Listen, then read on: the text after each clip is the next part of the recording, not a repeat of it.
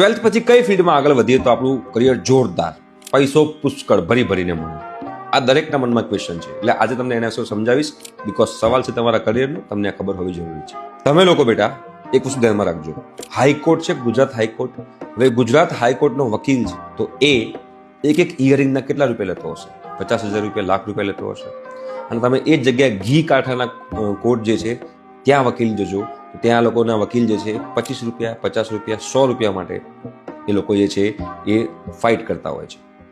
તો તમે હાઈકોર્ટના લોયરને જોશો એવું લાગશે કે સાલું લોયરમાં તો બહુ પૈસો છે, લોયર જ બનાય. પણ તમે ઘી કાંટાના લોયરને જોશો, વકીલને જોશો એવું લાગશે કે સાલું વકીલમાં તો બહુ જ બેકારી છે.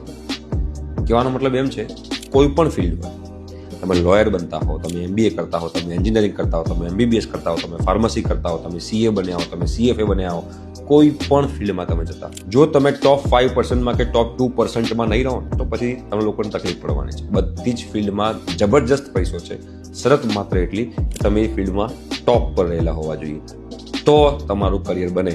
એવું નથી કે મેં કરિયર સિલેક્ટ કરી દીધું, હવે શાંતિ, આ ફિલ્ડમાં તો જોરદાર પૈસો છે, હવે તો નહીં ભણીએ ચાલશે, મારું લાઈફ સેટ છે, તો એવું નથી.